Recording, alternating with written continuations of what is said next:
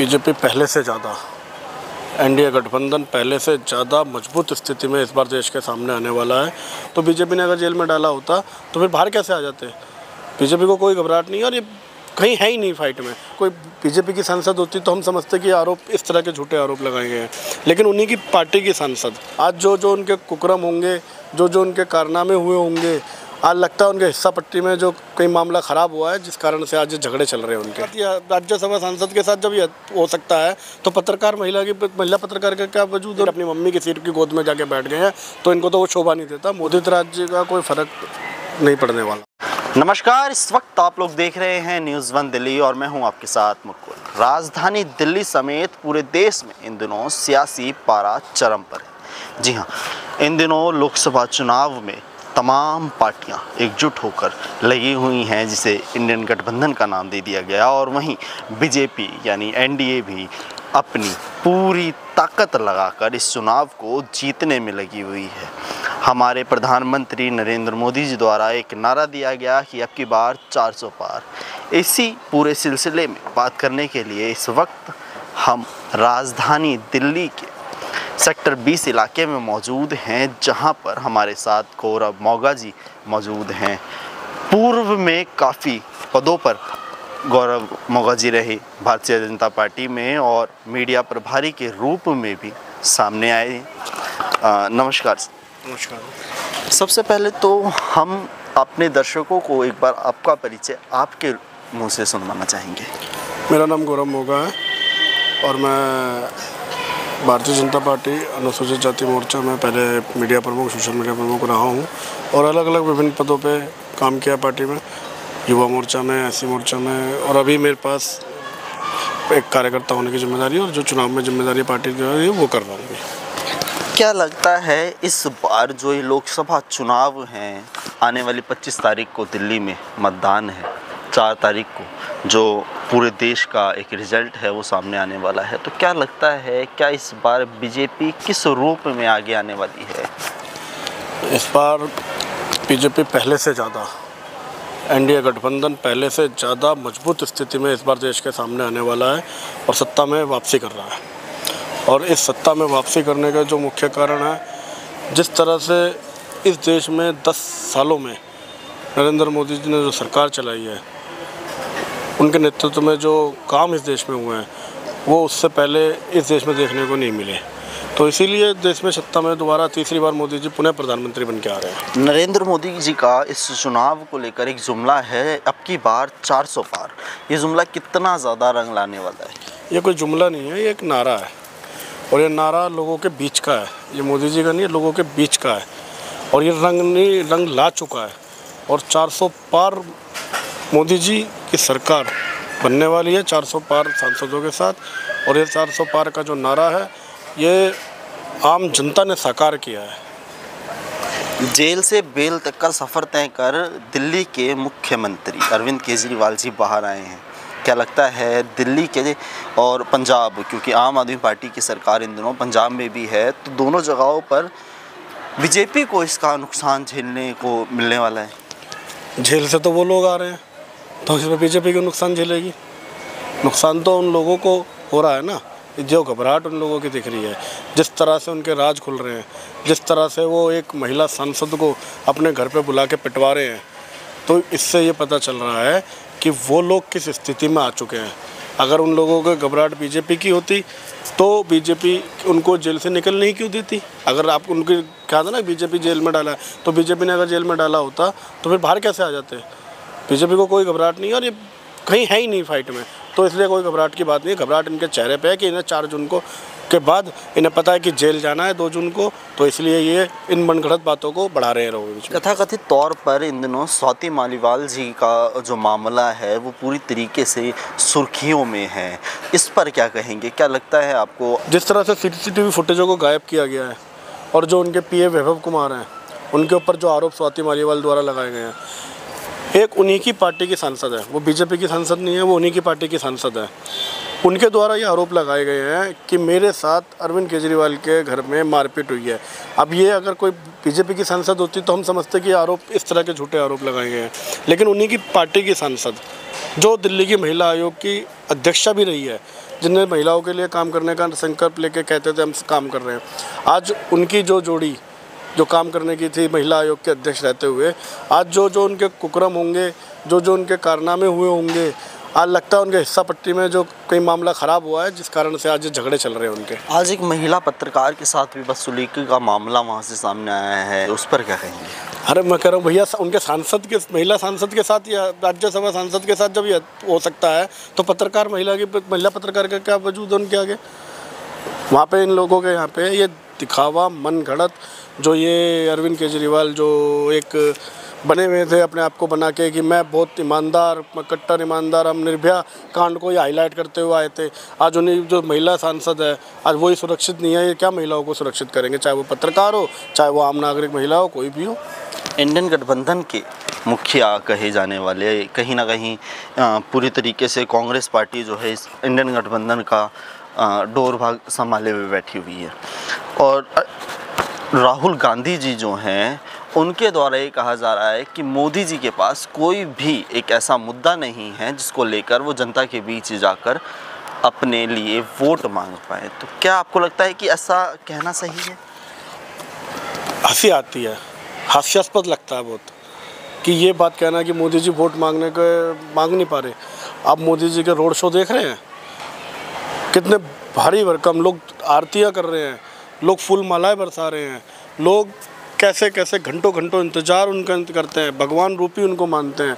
और राहुल गांधी जो ये बात कह रहे हैं वो अपने जो बगल में झाके, अपनी गिरबान में झाके कि वो क्या कर रहे हैं और कहाँ लड़ रहे हैं। जो अपनी सीट को छोड़ के, जिस सीट से पहले चुनाव हारे, उस सीट को छोड़ के बराबर सीट अपनी मम्मी की सीट की गोद में जाके बैठ गए हैं, तो इनको तो वो शोभा नहीं देता। मोदी जी बनारस से तीसरी बार चुनाव लड़ रहे हैं और पूरी तरह सत्ता में वापसी कर रहे हैं, और ये आपको 4 जून को सबको पता चल जाएगा। क्या कुछ मुद्दे रहने वाले हैं इस बार बीजेपी के? देखो, मुद्दे बीजेपी के जो हमारे मुद्दे हैं उनमें आपको पता है किस तरह से नरेंद्र मोदी जी के राज में जो काम हुआ, डेवलपमेंट हुआ है, और जो धार्मिक आस्थाएं हैं, जो सामाजिक आस्थाएं हैं, जो इस देश की सभ्यता है उसको आगे बढ़ाते हुए हर चीज़ को एक साथ लेके जो मोदी जी चले हैं, चाहे उसमें क्या नाम है राम मंदिर का मुद्दा हो, चाहे काशी विश्वनाथ कॉरिडोर का मामला हो, चाहे महाकाल कॉरिडोर का मामला हो, या इसके अलावा भी 370 हटाना हो, या इसके अलावा और भी जो काम कि मैं आज भारतमाला के नाम से जो सड़कों का जाल बुना जा रहा है, वो बहुत बड़ा एक प्लस पॉइंट है मोदी सरकार के लिए। जो सबसे ज़्यादा जिन रोडों पर आज लोग चल रहे हैं, जो आज हम जाते थे दिल्ली से अपने गांव में जाते थे मुजफ्फरनगर, तो जाने में 6 घंटे लगते थे, लेकिन आज हम सिर्फ और सिर्फ 2.5 घंटे में मुजफ्फरनगर पहुंच जाते हैं। जो मेरठ एक्सप्रेस वे जो बनाया गया वो उसका जीता जागता उदाहरण है। इनके अलावा अगर हम बात करें अपनी लोकसभा की, जहां से योगेंद्र चंदोलिया जी इन दिनों भारतीय जनता पार्टी का नेतृत्व कर रहे हैं, और वहीं उदित राज जी जो पूर्व में भारतीय जनता पार्टी से ही सांसद इसी इलाके से रहे, अब वो भी उनके विपक्ष में खड़े हुए हैं। तो क्या लगता है यो उदित राज जी का खड़े होना इस चुनाव में, क्योंकि वो पहले से भी बीजेपी में थे, उस समय चुनाव लड़े और जीते भी, 5 साल उनका पूरा टेन्योर रहा, तो क्या लगता है वो फ़र्क डालने वाला है? देखिए, उदित राज जी का कोई फ़र्क नहीं पड़ने वाला, क्योंकि उदित राज जी सांसद भारतीय जनता पार्टी के कंधों पे बने थे, उनके अपने खुद के कुछ वजूद नहीं था, तो इसलिए उसमें तो कोई कहना कि उनके नाम से कोई फ़र्क पड़ रहा, तो पार्टी में कोई फ़र्क नहीं पड़ रहा, कहीं पे भी नहीं पड़ रहा, जनता में कोई मतलब भी नहीं, क्योंकि जनता एक तरफ नरेंद्र मोदी को पुनः प्रधानमंत्री बनाने का संकल्प ले चुकी है, और उसी में वो योगेंद्र चंदोलिया जी को जो वोट देके सांसद बनाएगी, और एक सांसद उत्तर पश्चिमी से संसद में बैठने वाला है योगेंद्र चंदोलिया जी। अगर हम एज अ सिटीज़न बात करें, तो आप अपने लोकसभा प्रत्याशी से क्या कुछ उम्मीदें रखते हैं कि क्या कुछ काम आपके लोकसभा में होने चाहिए? देखिए, हमारा एक मैनिफेस्टो आया हुआ है जो आप लोगों के पास भी होगा।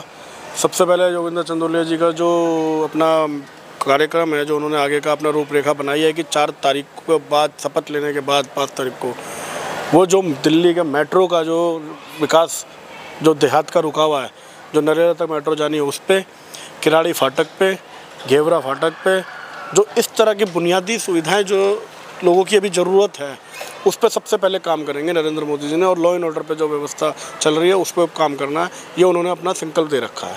हंसराज हंस जी को यहाँ से टिकट ना देकर दूसरी लोकसभा में भेज देना, ये कैसा निर्णय था बीजेपी की ओर से? देखिए, पार्टी का नेतृत्व फैसला लेता है कि किसको कहाँ से लड़ाना है, कौन कहाँ से लड़ेगा, किसको कब लड़ाना है नहीं लड़ाना, ये सब पार्टी नेतृत्व तय करता है। इसमें किसी कार्यकर्ता की कोई भूमिका नहीं है। एक हमारा ही पैनल होता है जिस हिसाब से पार्टी में एक विचार है, एक तरीका है टिकटें बांटने का, जो नीचे से चल के ऊपर तक जाता है, ना कि ऊपर से थोप के नीचे भेजा जाता है। इसलिए इस बार पार्टी ने सोचा, जो विचार किया, निर्णय लिया कि नहीं, हंसराज हंस का हम फ़ायदा पंजाब में ले सकते हैं, तो उनको वहाँ भेज दिया और यहाँ योगेंद्र चंदोलिया जी को लड़ाया। ये पार्टी का फैसला रहता है। विपक्षी उम्मीदवार की ओर से लगातार ये बातें सामने आ रही हैं कि हंसराज हंस जी को यहाँ से निकालने का मोटिव जो ये था कि उन्होंने पूरे 5 सालों में कोई भी काम नहीं किया। देखिए, ये लोग, विपक्ष वाले लोग तो ये भी कह रहे हैं मोदी जी ने भी कुछ नहीं किया, हंसराज हंस ने कुछ नहीं किया, किसी ने कुछ नहीं किया। फिर भी मोदी जी संकल्प लेके चल रहे हैं और जनता उनको जिताने का संकल्प ले चुकी है। और यही योगेंद्र चंदोलिया, अगर हंसराज हंस ने कोई काम नहीं किया तो यही जनता तय करेगी कि योगेंद्र चंदोलिया जी को जिताना या नहीं जिताना। 370 पे क्या कहेंगे? 370 हटने से जो इस देश में एक ऊर्जा बनी, उस ऊर्जा में मैं आपको बताना चाहता हूँ, लोगों में ये लगता है कि लोग ये भावनाएं बना रहे हैं कि इसका विपक्षी लोगों का एक जुमला चलते हैं कि कुछ क्या फ़ायदा हुआ कि लोग ज़मीन खरीदने के लिए, ज़मीन खरीदना मोटिव नहीं था कश्मीर में, जम्मू कश्मीर में। मैं एक अनुसूचित जाति समाज से आता हूँ। अनुसूचित जाति समाज जो वहाँ जो काम करता था, वहाँ अनुसूचित जाति समाज का बच्चा अगर पढ़ लिख भी लेता था तो वो सफाई कर्मी का ही काम करता था। वो MBBS डॉक्टर करने के बाद भी डॉक्टरी नहीं कर सकता था वहाँ पे। लेकिन आज मैं ये कहना, मेरे को फ़ख्र है नरेंद्र मोदी के ऊपर कि 370 धारा हटने के बाद किसी का कोई बेनिफिट हुआ हो या ना हुआ हो, लेकिन मेरे समाज का बहुत बड़ा बेनिफिट हुआ है। उस कारण ये है कि मेरा वाल्मीकि समाज और जो अनुसूचित जाति समाज के हमारे लोग थे, आज उनको वहाँ आरक्षण मिल रहा है, सम्मान मिल रहा है, और जो MBBS करके डॉक्टर बनना चाहिए था वो डॉक्टर बन रहा है। विपक्ष का कहना है राम मंदिर को बनाना कोई बड़ी बात नहीं है, इस पे क्या कहेंगे? 500 सालों के 550 सालों की तपस्या है ये राम मंदिर। अगर कोई बड़ा बनाना कोई बड़ी बात नहीं था तो ये बहुत पहले कांग्रेस सरकार ने या विपक्ष के जो सत्ताधारी थे उन्होंने उस पर कोई फैसला क्यों नहीं किया और क्यों नहीं कराया। लेकिन नरेंद्र मोदी जी के नेतृत्व में मजबूत सरकार इस देश में थी तो ये फैसला भी करा लिया गया, और ये फैसला होने के बाद आज राम मंदिर भव्य रूप से खड़ा है। इस पर एक बयान सामने आया था सोमनाथ मंदिर का, 12 ज्योतिर्लिंगों में से एक ज्योतिर्लिंग है सोमनाथ मंदिर।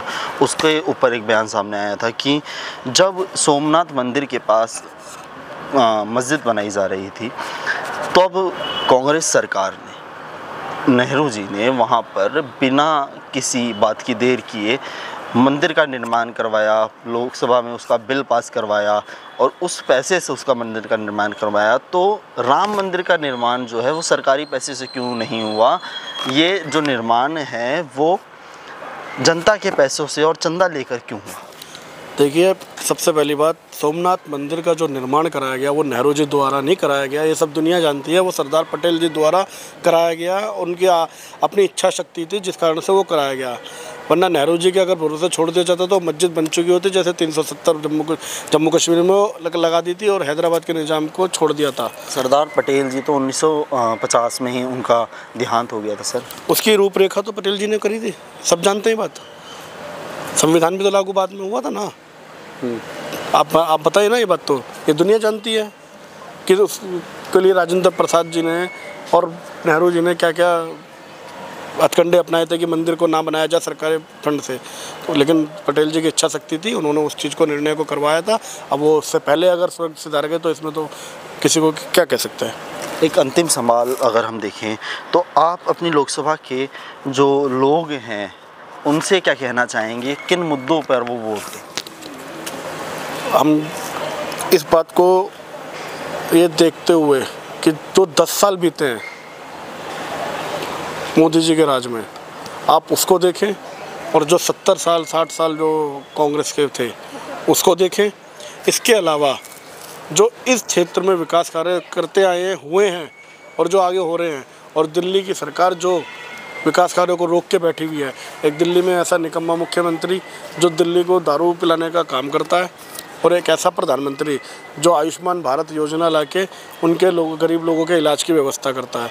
तो आप दारू पिलाने वाला चाहिए या दवाई पिलाने वाला चाहिए? तो इन चीज़ों में निर्णय करके भारतीय जनता पार्टी के प्रत्याशी को वोट दें और उनको जिताएं और नरेंद्र मोदी जी को पूरा प्रधानमंत्री बनाएंगे। तो ये थे हमारे साथ गौरव मोगा जी, जिनको आपने सुना। अब इस पूरे वाद विवाद पर आपकी क्या राय है कमेंट बॉक्स में हमें ज़रूर बताइएगा, और इसी के साथ आप हमें ये भी ज़रूर बताइएगा कि अब की बार किसकी सरकार आप देखना चाहते हैं। इसी के साथ मुकुल, न्यूज़ 1 दिल्ली के लिए।